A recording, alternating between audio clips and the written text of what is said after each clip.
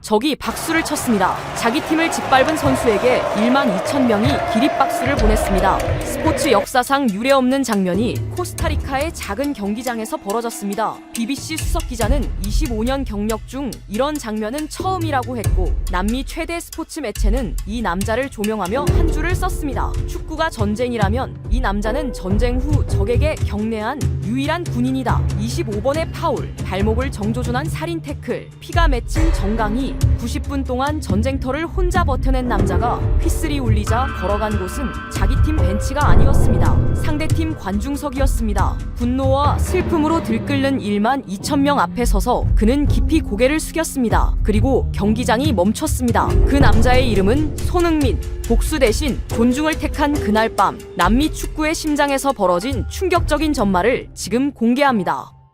구독과 좋아요를 눌러주시면 한국의 위상이 널리 알려집니다. 한국 화이팅이라고 댓글을 남겨주세요. 저는 제임스 크로포드입니다. BBC 스포츠에서 축구 칼럼을 쓴 지 25년째입니다. 안필드에서 제라드의 이스탄불 기적을 받고 바르셀로나에서 메시의 마지막 캄프누 경기를 지켜봤습니다. 월드컵 본선만 6번 취재했고 챔피언스리그 결승은 셀 수도 없습니다. 25년 동안 축구가 보여줄 수 있는 거의 모든 장면을 봤다고 생각했습니다. 그게 착각이었다는 걸 알게 된 건 코스타리카의 작은 도시에서였습니다.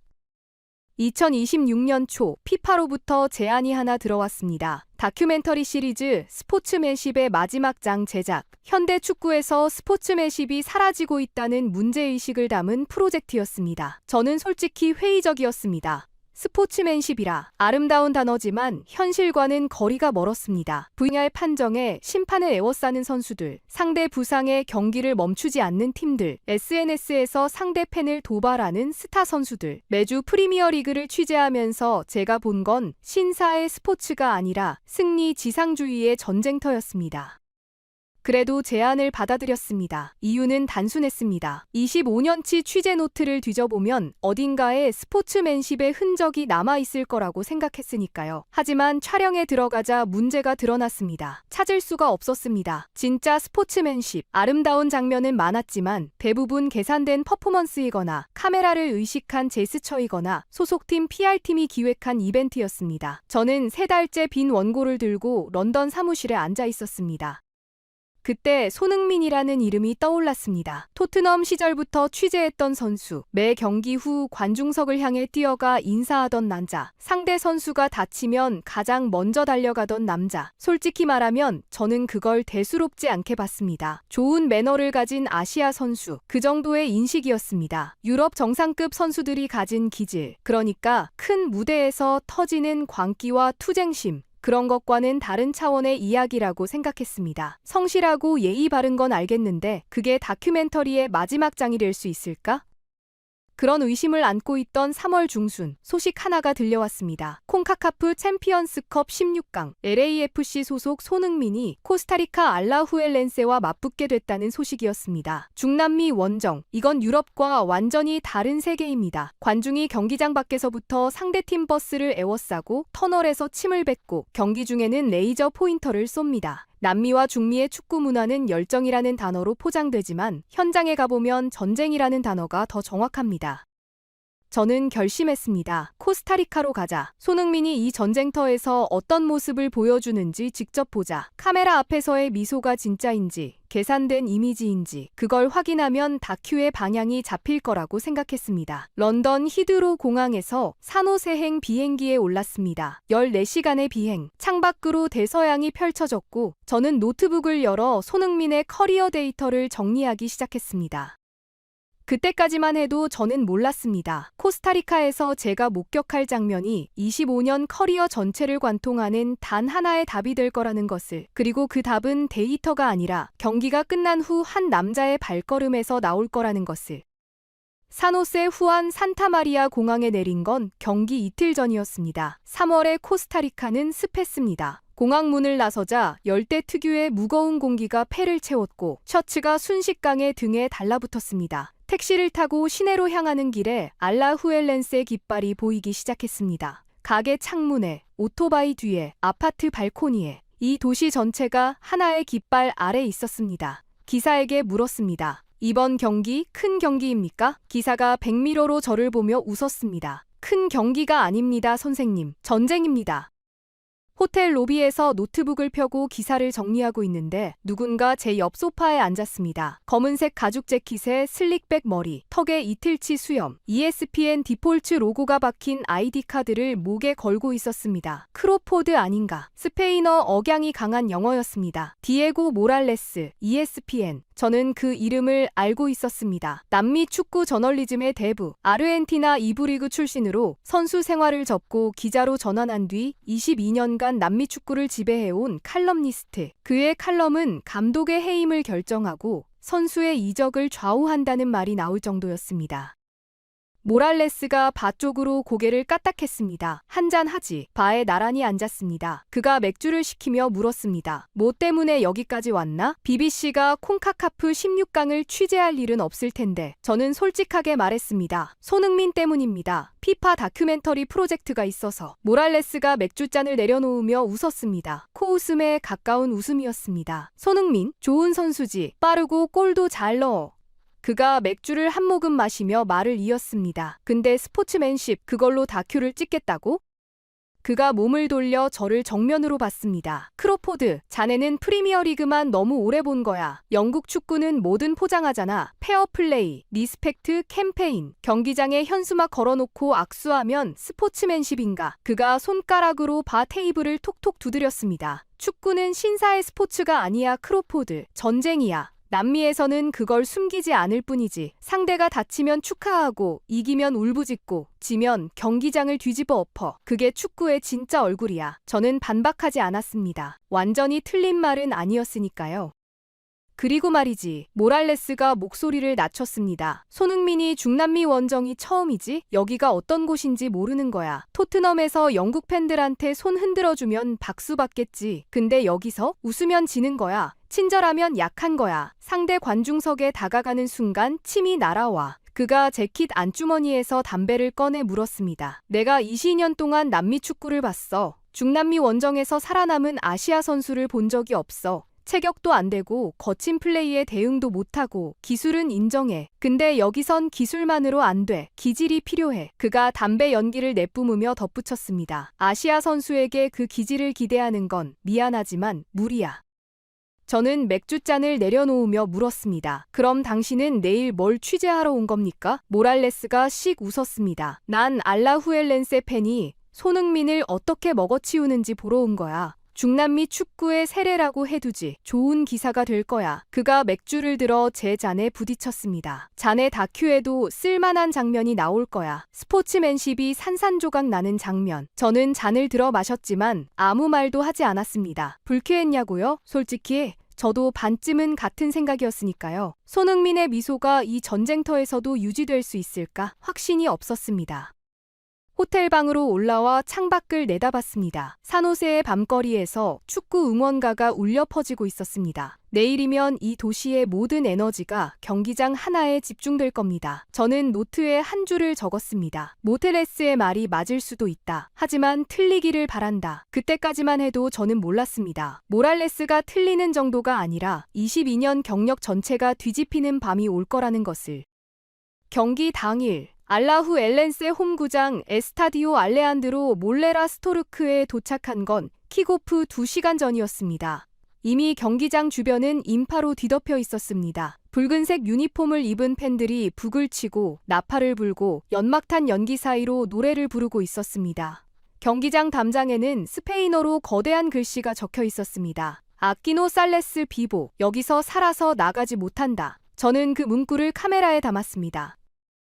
기자석에 앉자 모랄레스가 이미 와 있었습니다. 선글라스를 이마에 올린 채 경기장을 내려다보고 있었습니다. 분위기 느껴지나 크로포드? 그가 씩 웃었습니다. 이게 중미 축구야. 경기 시작도 전에 이미 이기고 있는 거지. 심리전. LAFC 선수들이 워밍업을 위해 피치에 나왔을 때 관중석에서 쓰레기가 날아왔습니다. 페트병, 종이컵, 그리고 뭔가 불분명한 것들. 손흥민이 그라운드에 나오자 소리가 한 단계 더 올라갔습니다. 야유가 아니라 포효에 가까웠습니다.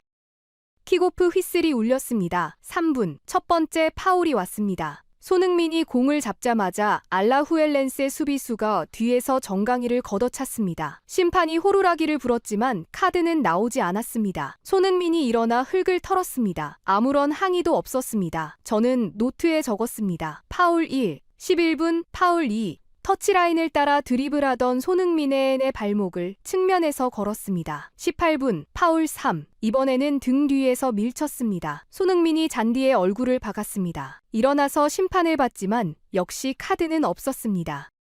모랄레스가 옆에서 노트에 뭔가를 적으며 중얼거렸습니다. 보이나? 알라후엘렌세 수비 라인이 로테이션을 하고 있어. 한 명이 파울을 하면 다음엔 다른 선수가 해. 카드 누적을 분산시키는 거야. 전형적인 중미식 전술이지. 저는 고개를 끄덕였습니다. 계획된 폭력이었습니다. 한 사람을 집중 표적으로 삼아 조직적으로 무너뜨리는 전술. 그리고 그 표적은 분명히 손흥민이었습니다. 전반이 끝났을 때 저는 파울 횟수를 세어봤습니다. 12번, 45분 동안 12번의 파울, 평균 3.75분에 1번. 그중 손흥민을 직접 겨냥한 것이 8번이었습니다. 저는 모랄레스를 봤습니다. 12번이요. 전반에만 모랄레스가 어깨를 으쓱했습니다. 중미에선 평범한 숫자야. 코파 수다메리카나 가봐. 이건 양반이지. 그가 물병을 집어들며 말했습니다. 근데 저 한국 선수 한 번도 안 넘어지더라. 보통은 서너 번 맞으면 연기를 해. 파울을 유도하려고. 저 선수는 진짜로 일어나는 거야. 매번. 모랄레스의 목소리에 처음으로 뭔가 다른 톤이 섞였습니다. 비아냥이 아니었습니다. 하지만 그는 금방 고개를 돌리며 덧붙였습니다. 그래봤자 후반에 더 세게 올 텐데. 후반 시작. 모랄레스의 예언대로 강도가 올라갔습니다. 파울 13, 14, 15. 이제는 공이 없는 상태에서도 밀치고 걸었습니다. 58분, 손흥민이 왼쪽 측면을 돌파하려는 순간 수비수 2명이 동시에 달려들었습니다. 한 명이 몸으로 맞고 다른 한 명이 뒤에서 발목을 밟았습니다. 저는 망원 카메라로 손흥민의 발목을 잡았습니다. 양말 안으로 붉은 얼룩이 번지고 있었습니다. 피가 차 맺히기 시작한 겁니다. 손흥민이 잠시 발목을 내려다봤습니다. 그리고 다시 일어났습니다. 항의하지 않았습니다. 63분이었습니다. 손흥민이 중앙선 부근에서 공을 받았습니다. 등 뒤에서 수비수가 유니폼을 잡아당기고 있었습니다. 심판이 어드밴티지를 선언했습니다. 손흥민이 유니폼이 잡힌 채로 세 걸음을 더 밟았습니다. 그리고 왼발로 40m짜리 스루 패스를 꽂았습니다. 공이 수비 라인 사이를 관통해서 LAFC 공격수의 발끝에 정확히 떨어졌습니다. 골 1대0. 1대0. 경기장이 일순간 조용해졌습니다. 12,000명의 삼성이 든 듯 멈춘 겁니다. 손흥민은 세리머니도 하지 않았습니다. 유니폼 목 부분이 늘어난 채로 자기 진영을 향해 조용히 뛰어갔습니다. 모랄레스가 펜을 멈췄습니다. 저는 그걸 봤습니다. 22년간 남미 축구를 써온 손이 멈춘 겁니다. 3초쯤 지나서 그가 중얼거렸습니다. 유니폼이 찢어질 뻔했는데 패스를 했어. 그 한마디에 비아냥은 없었습니다. 순수한 경탄이었습니다. 하지만 그는 곧 표정을 지우며 노트에 뭔가를 적기 시작했습니다. 저는 경기장을 내려다봤습니다. 알라후엘렌세 벤치에서 감독이 소리를 지르고 있었습니다. 선수들의 움직임이 바뀌었습니다. 더 빠르게, 더 거칠게. 골을 먹은 뒤에 초조함이 폭력의 강도를 끌어올리고 있었습니다. 그리고 그 폭력의 끝이 2분 뒤에 찾아왔습니다.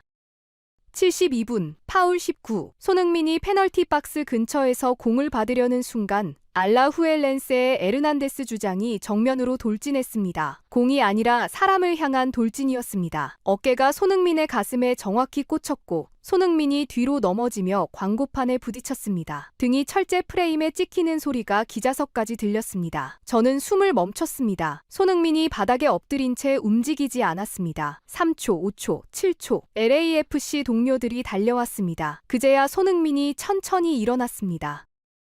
경기는 LAFC의 2대1 승리로 끝났습니다. 하지만 저는 스코어보다 숫자 하나가 머릿속에서 떠나지 않았습니다. 25, 90분 동안 손흥민에게 가해진 파울 횟수, 두 경기 합산이 아닙니다. 1차전 한 경기에서만 25번, 그중 옐로카드가 나온 건 단 3장이었습니다. 손흥민은 25번을 맞고 단 한 번도 보복하지 않았습니다. 단 한 번도 다이빙하지 않았습니다. 모랄레스가 조용히 자리에서 일어나며 말했습니다.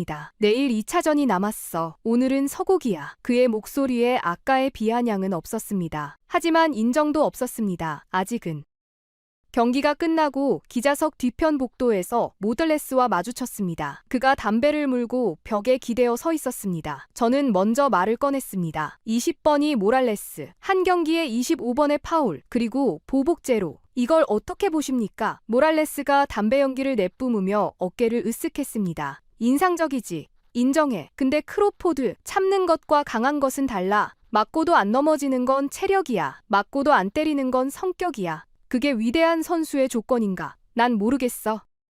저는 노트북을 열었습니다. 비행기 안에서 정리해둔 데이터가 있었습니다. 그럼 숫자로 이야기합시다. 손흥민, 프리미어리그 통산 110골, 아시아 선수 역대 최다. 토트넘 역대 득점 5위, 이겜 21-22 시즌 프리미어리그 득점왕. 아시아 선수 최초입니다. 모랄레스가 고개를 끄덕였습니다. 알아, 좋은 기록이지. 근데 오늘 이야기랑 무슨 상관이야? 저는 다음 페이지를 넘겼습니다. 상관이 있습니다. 이 선수의 득점 기록 옆에 다른 숫자가 있거든요.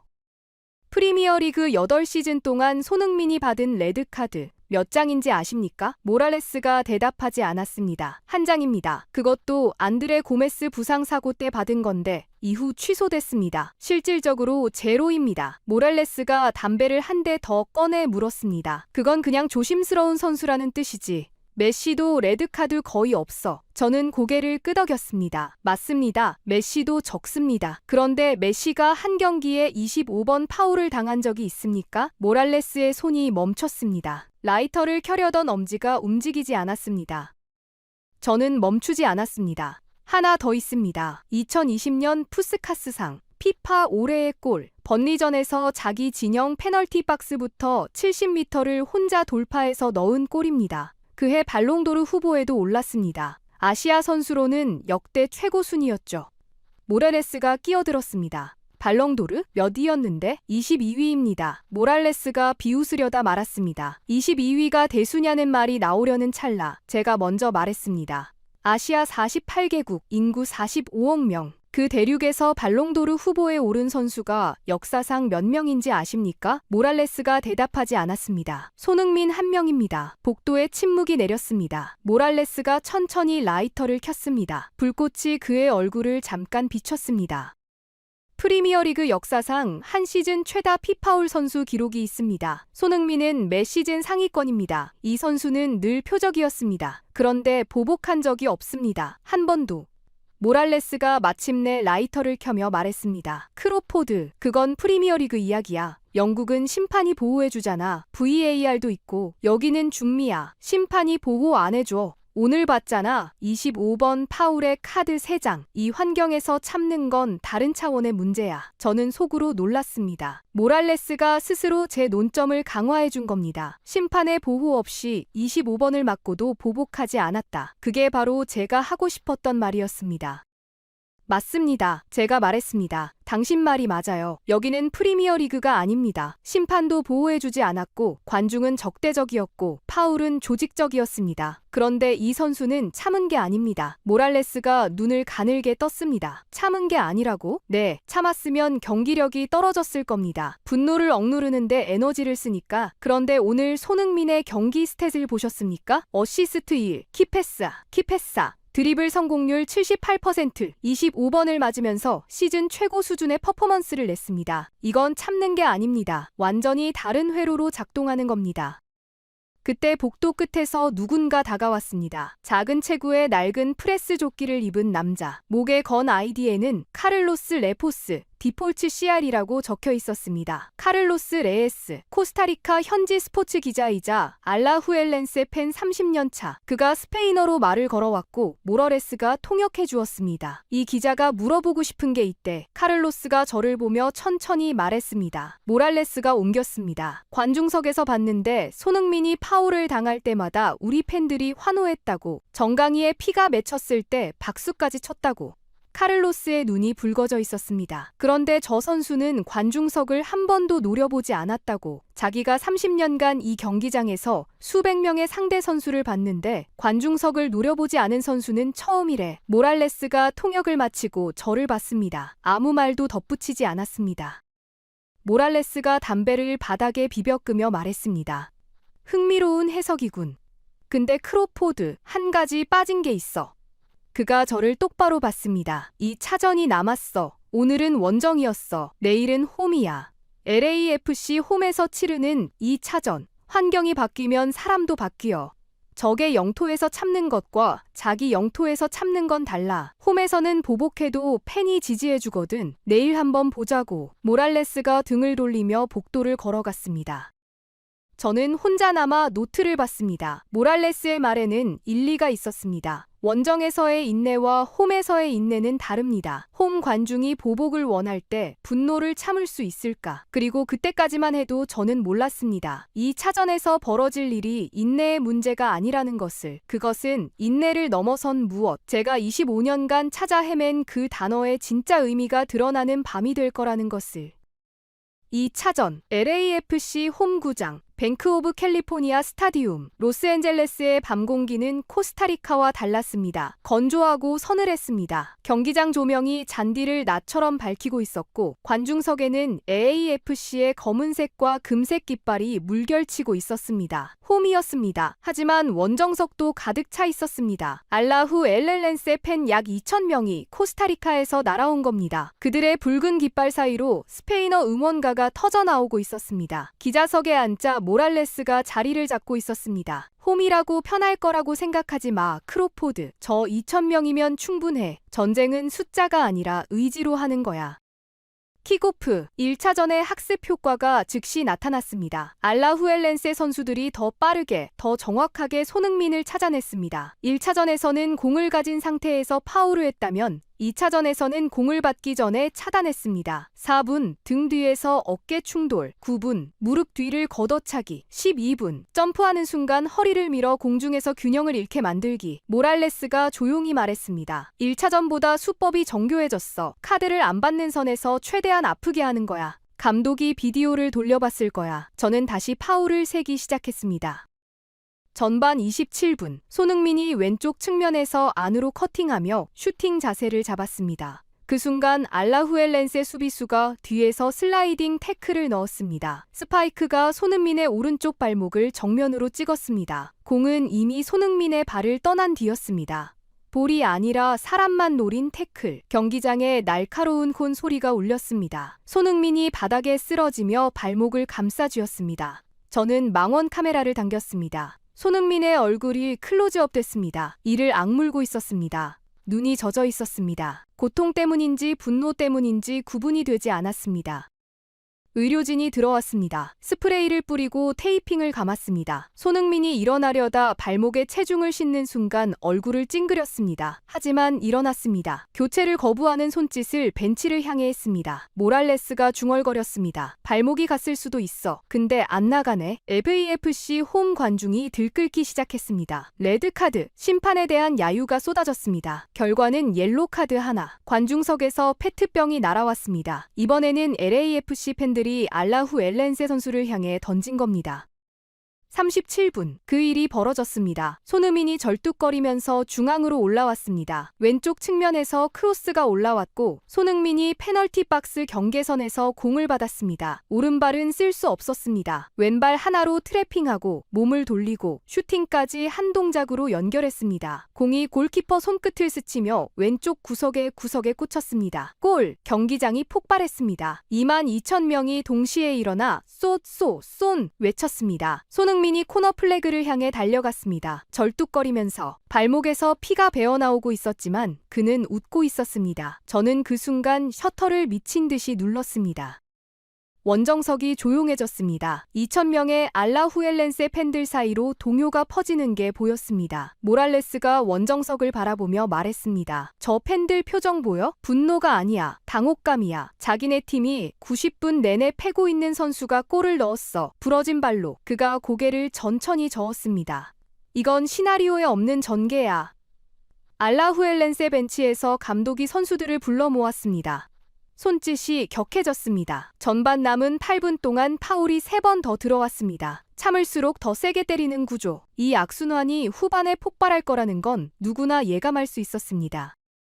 전반이 끝나고 터널로 들어가는 손흥민의 뒷모습을 카메라에 담았습니다. 절뚝거리고 있었습니다. 오른발에 체중을 온전히 싣지 못하는 게 보였습니다. 저는 모랄레스를 봤습니다. 저 상태로 후반을 뛸 수 있을까요? 모랄레스가 고개를 저었습니다. 상식적으로는 못 뛰지. 근데 이 선수는 상식적이지 않잖아. 처음으로 모랄레스의 말에서 존중이 느껴졌습니다. 비아냥이 아니라 인정에 가까운 톤이었습니다. 후반이 시작됐습니다. 손흥민이 피치에 다시 나왔습니다. 오른쪽 발목에 테이핑이 두 겹으로 감겨 있었습니다. 관중이 함성으로 맞았습니다. 후반은 전반보다 더 거칠었습니다. 알라후엘렌세는 1차전 합산 스코어에서 뒤지고 있었고 탈락 위기에 몰린 팀은 더 거칠어지는 법입니다. 55분 파울, 61분 파울, 67분 또 파울, 그리고 71분 그 장면이 왔습니다. 에르난데스 주장이 손흥민의 부상당한 오른쪽 발목을 정확히 노린 태클을 넣었습니다. 이미 테이핑으로 감겨있는 27분의 스파이크에 찍힌 바로 그 발목, 우연이 아니었습니다. 계산된 공격이었습니다. 손흥민이 쓰러졌습니다. 그리고 일어나면서 처음으로 소리를 질렀습니다. 에르난데스를 향해 걸어가며 가슴팍을 밀쳤습니다. 저는 카메라를 놓칠 뻔했습니다. 손흥민이 분노하는 걸 처음 봤습니다. 프리미어리그 여 시즌 수백 경기를 취재하면서 단 한 번도 보지 못한 장면이었습니다. 모랄레스가 자리에서 벌떡 일어났습니다. 드디어 터졌어. 선수들이 몰려들었습니다. 양팀이 뒤엉켰습니다. 심판이 달려와 분리시켰습니다. 옐로카드 2장이 나왔습니다. 에르난데스와 손흥민에게 각각 1장. 소란이 가라앉은 뒤 손흥민이 자리로 돌아가면서 요리스가 다가와 어깨를 감쌌습니다. 뭔가를 귓속말로 속삭였습니다. 손흥민이 고개를 끄덕였습니다. 그의 표정이 바뀌었습니다. 분노가 사라진 자리에 다른 감정이 들어왔습니다. 그게 뭔지는 그때 알지 못했습니다. 하지만 경기가 끝난 뒤에 알게 됩니다. 그것은 결심이었습니다. 경기는 1대1 무승부로 끝났고 LAFC가 합산 3대2로 8강에 올랐습니다. 하지만 스코어는 중요하지 않았습니다. 중요한 건 경기 종료 휘슬이 울린 직후 벌어진 일이었습니다. 그리고 그 장면은 제 25년 커리어에서 유일하게 카메라를 내려놓은 순간이 됩니다. 경기 종료 휘슬이 울렸습니다. LAFC 선수들이 환호하며 서로 껴안았습니다. 알라후엘렌세 선수들은 잔디 위에 주저앉거나 고개를 숙이고 서 있었습니다. 원정석 2,000명의 팬들 사이로 울음소리가 번지기 시작했습니다. 코스타리카에서 비행기를 타고 날아온 사람들, 탈락이 확정된 순간이었습니다. 저는 카메라를 들고 손흥민을 찾았습니다. 동료들과 함께 세리머니를 하고 있을 거라고 생각했습니다. 그런데 뷰파인더에 잡힌 장면이 이상했습니다. 손흥민이 혼자 걸어가고 있었습니다. 동료들의 환호를 등지고 절뚝거리는 걸음으로 그 옆에 요리스가 함께 걸었습니다. 두 사람이 향하는 방향은 LAFC 관중석이 아니었습니다. 원정석이었습니다. 알라후엘렌세 팬 2,000명이 분노와 슬픔으로 들끓고 있는 바로 그 구역. 저는 카메라를 내렸습니다. 무슨 짓을 하려는 거지? 모랄레스가 제 옆에서 몸을 일으켰습니다. 뭐 하는 거야, 저 선수? 손흥민이 원정석 앞 광고판 근처에 섰습니다. 요리스가 옆에 서 있었습니다. 관중석에서 야유가 쏟아졌습니다. 스페인어 욕설이 비처럼 쏟아졌습니다. 페트병 하나가 날아와 손흥민의 발 앞에 떨어졌습니다. 그는 움직이지 않았습니다. 그리고 천천히, 아주 천천히 고개를 숙였습니다. 허리를 90도로 꺾은 깊은 인사였습니다. 3초, 경기장의 소음이 줄어들기 시작했습니다. 5초, 욕설이 멈췄습니다. 7초, 손흥민이 고개를 들었을 때 원정석은 조용했습니다. 그 다음 일어난 일을 저는 평생 잊지 못할 겁니다. 원정석 맨 앞줄에 서 있던 한 남자가 박수를 치기 시작했습니다. 혼자. 그 남자 옆에 여자가 가탄 따라쳤습니다. 뒷줄이 합류했습니다. 10명, 50명, 200명. 박수가 파도처럼 번져나갔습니다. 그리고 2,000명 전체가 일어섰습니다. 기립박수. 자기 팀을 꺾은 선수에게 90분 동안 자기 팀이 발목을 노리고 밀치고 걷어찬 그 선수에게 울면서 박수를 치는 팬이 보였습니다. 깃발을 흔들던 손으로 눈물을 당긴 팬이 보였습니다. 저는 카메라를 들어야 했는데 들 수가 없었습니다. 손이 떨렸습니다. 저는 25년간 축구가 만들어낸 수많은 장면을 봐왔습니다. 이스탄불의 기적, 아게로의 마지막 골, 레스터시티의 우승, 전부 위대한 순간이었습니다. 하지만 그건 이기는 자의 환호였습니다. 지금 제 눈앞에서 벌어지고 있는 건 달랐습니다. 진 사람들이 이긴 사람에게 박수를 치고 있었습니다. 패배의 고통 한가운데서 존중을 보내고 있었습니다. 축구를 25년 취재하면서 이런 장면은 한 번도 본 적이 없었습니다. 단 한 번도. 손흥민이 고개를 들고 관중석을 올려다봤습니다. 그의 눈가가 젖어 있었습니다. 이를 악물고 있던 입이 풀리면서 입술이 떨리는 게 보였습니다. 그가 오른손을 들어 가슴에 얹었습니다. 감사합니다. 말은 하지 않았지만 모든 사람이 알아들었습니다.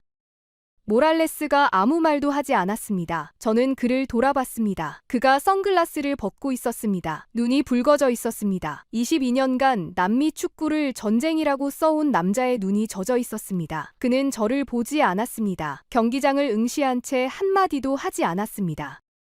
나중에 안 사실이지만 원정석 맨 앞줄에서 가장 먼저 박수를 친 남자가 카를로스 레예스였습니다. 알라후엘렌스의 팬 30년 차 1차전 복도에서 만난 그 기자. 다음 날 카를로스가 자기 매체에 쓴 기사의 제목은 이랬습니다. 우리는 졌다. 하지만 저 남자에게 진 것이 부끄럽지 않다. 카를로스는 그 기사에서 이렇게 썼습니다. 30년 이 경기장에서 수백 명의 상대 선수를 봤다. 이긴 뒤 우리 팬을 도발한 선수도 봤고 무시한 선수도 봤다. 하지만 이긴 뒤 우리 앞에 와서 고개를 숙인 선수는 이 남자가 처음이었다. 그 순간 나는 적이 아니라 한 사람의 인간을 봤다.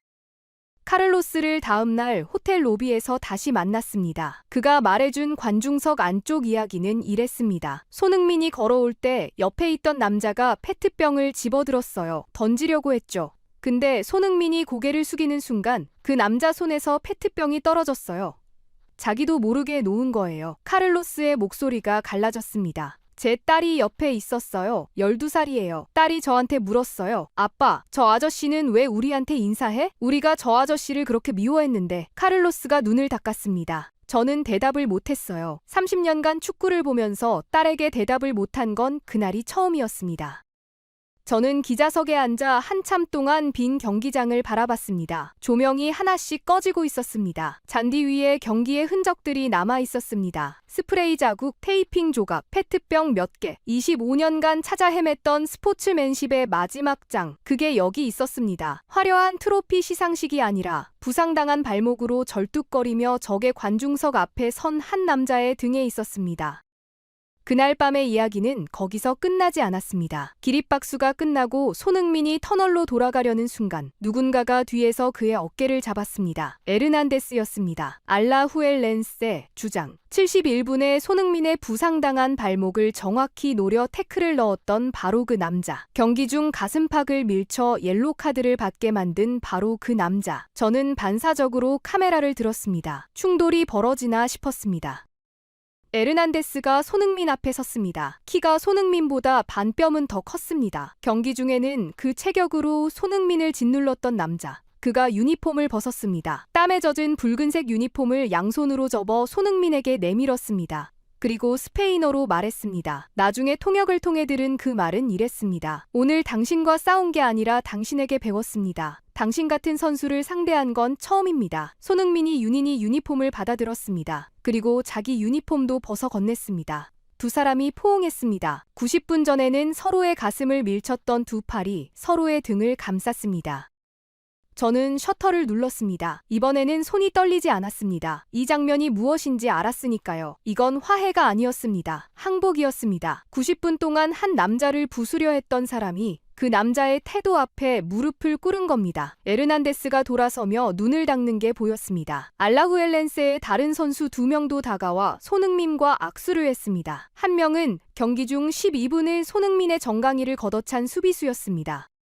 기자석으로 돌아오자 모랄레스가 노트를 덮고 있었습니다. 저는 물었습니다. 기사 안 쓰십니까? 모랄레스가 고개를 저었습니다. 오늘은 못 써. 22년간 매 경기 후 기사를 쓰지 않은 적이 없다는 남자가 못 쓰겠다고 했습니다. 저는 이유를 묻지 않았습니다. 알고 있었으니까요. 축구는 전쟁이다. 그의 22년을 관통하는 한 줄이 방금 무너졌습니다. 전쟁에서 적에게 경례한 군인을 본 뒤에 축구는 전쟁이라는 말을 어떻게 쓸 수 있겠습니까? 경기 후 기자회견장, 좁은 방에 기자 30여 명이 몰려 있었습니다. 손흥민이 들어왔습니다. 오른쪽 발목에 아이스팩을 감은 채였습니다. 첫 질문이 날아왔습니다. 경기 후 상대 팬들에게 다가간 이유가 무엇입니까? 사전에 계획한 겁니까? 저는 모랄레스를 힐끗 봤습니다. 계산된 이미지, 그가 처음에 했던 말, 모랄레스도 귀를 세우고 있었습니다. 손흥민이 대답했습니다. 계획이라기보다는 그냥 가야 할 것 같았어요. 상대 팬분들이 코스타리카에서 여기까지 비행기 타고 오셨잖아요. 경기는 졌지만 그 열정은 정말 대단했고 감사 인사를 드리고 싶었어요. 그게 전부였습니다. 수사도 없고 포장도 없고 준비된 대사도 없었습니다. 기자회견장이 2초간 조용했습니다. 질문이 이어지지 않았습니다. 기자들이 뭔가를 느낀 겁니다. 이건 미디어 트레이닝이 만들어낸 답변이 아니라는 걸. 모랄레스가 뒷줄에 앉아 있었습니다. 노트를 펴지 않았습니다. 기자회견이 끝나고 복도에서 저와 마주쳤을 때 그가 짧게 말했습니다. 크로포드, 저는 멈췄습니다. 내가 틀렸어. 그 한마디뿐이었습니다. 바에서 맥주를 마시며 손흥민을 계산된 이미지라고 했던 남자가 세 글자를 내뱉는데 이틀치 경기와 기자회견 하나가 필요했습니다. 저는 고개를 끄덕이고 아무 말도 하지 않았습니다. 어떤 순간에는 침묵이 가장 정확한 대답입니다.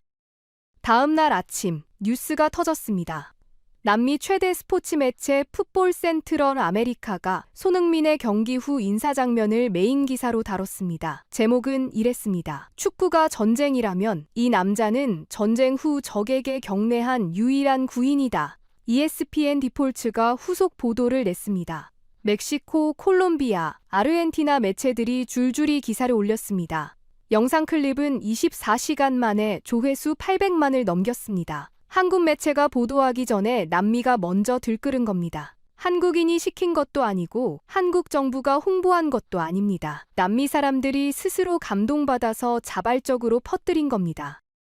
모랄레스가 결국 기사를 썼습니다. 이틀 뒤에 ESPN 디폴츠에 올라온 그의 칼럼 제목은 이랬습니다. 나는 22년 동안 틀렸다. 칼럼의 마지막 문장을 저는 지금도 기억합니다. 그는 이렇게 썼습니다. 나는 축구를 전쟁이라고 말해왔다. 강한 자가 살아남는 정글이라고 믿었다. 코스타리카에서 한국인 한 명이 그 믿음을 부쉈다. 25번을 맞고도 보복하지 않는 것, 부러진 발목으로 골을 넣는 것, 이긴 뒤 제 관중석에 가서 고개를 숙이는 것, 그것은 약함이 아니었다. 내가 22년간 본 어떤 강함보다 강한 것이었다.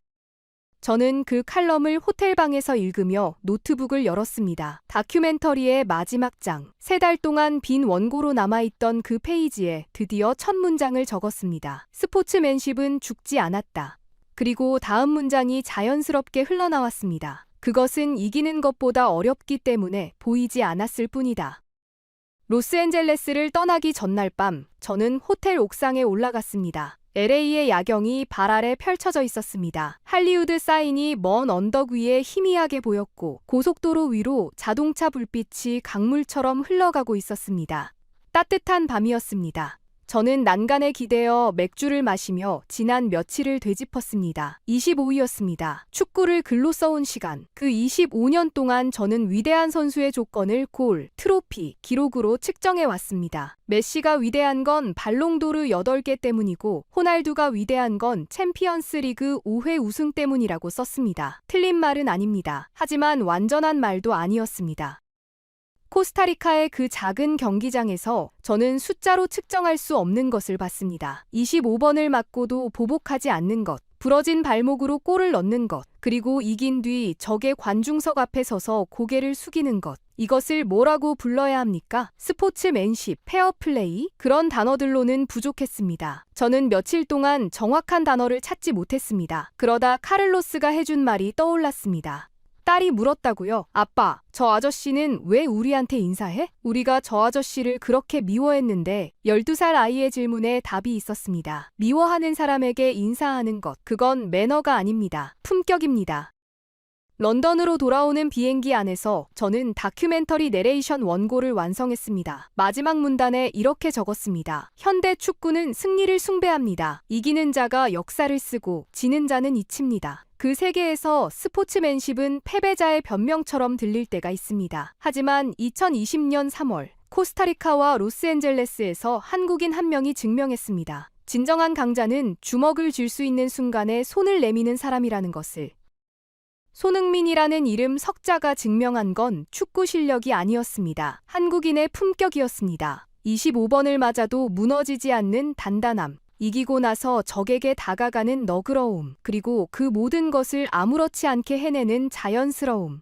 모랄레스는 22년간 축구를 전쟁이라고 썼습니다. 에르난데스는 경기장에서 손흥민을 부수려 했습니다.